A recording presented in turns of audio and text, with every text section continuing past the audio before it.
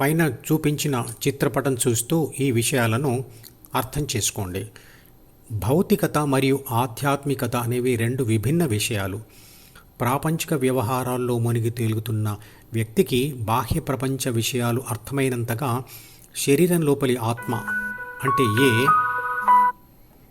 ప్రాథమిక మనసు అంటే బి, అహం అంటే సి, ప్రాపంచిక సమాచారం మరియు కోరికలు గల పుస్తకం డి, జ్ఞానేంద్రియాలు అంటే ఈ, ధ్యాన కోరిక జి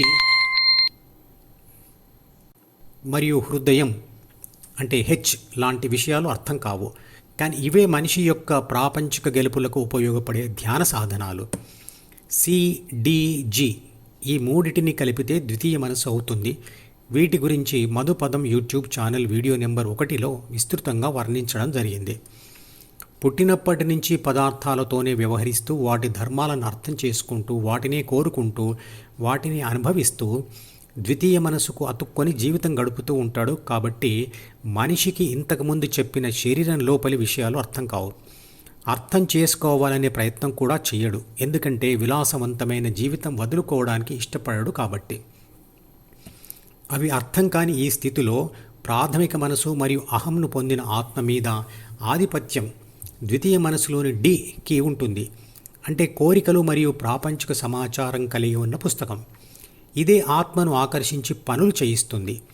కాస్త అంతర్జ్ఞానం కలిగిన వ్యక్తి తన శరీరానికి మనసుకు సంబంధించిన కోరికలు, భావాలు, భావోద్వేగాలు కొన్ని అర్థం చేసుకుంటాడు. కానీ ఆ వ్యక్తికి కూడా వీటన్నిటినీ అనుభవిస్తున్నటువంటి ఏ అంటే అంతరాత్మ గురించిన జ్ఞానం అసలే ఉండదు. అది ఆత్మ యొక్క చదివిన లేదా విన్న జ్ఞానం మాత్రమే అయి ఉంటుంది. అది ప్రత్యక్ష జ్ఞానం కాదు, అంటే అనుభవ జ్ఞానం కాదు. అతను విని తెలుసుకున్న ఆ జ్ఞానాన్ని కూడా భౌతిక దృక్పథంతో మాత్రమే చూస్తాడు. భౌతిక ప్రపంచాన్ని చూడడానికి మనకు 5 జ్ఞానేంద్రియాలు ఉన్నాయి, కానీ ఆత్మను చూడడానికి ఒక్క అవయవం కూడా లేదు. ఎందుకంటే ఆత్మ ఒక శక్తి స్వరూపం. అందుకే ఆధ్యాత్మికతను అర్థం చేసుకోవడం చాలా కష్టం అవుతుంది. శరీరాన్ని అంటే భౌతిక రూపాన్ని చూసుకోవడానికి అద్దం అవసరం. అలాగే ఆత్మను చూసుకోవడానికి హృదయం అద్దంలా పనిచేస్తుంది.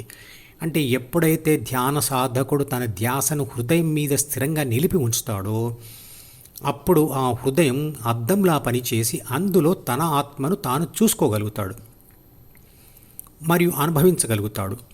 అప్పుడు తన ఆత్మనే పరమాత్మ లక్షణాలతో ప్రకటితం అవుతుంది, అంటే కనబడుతుంది.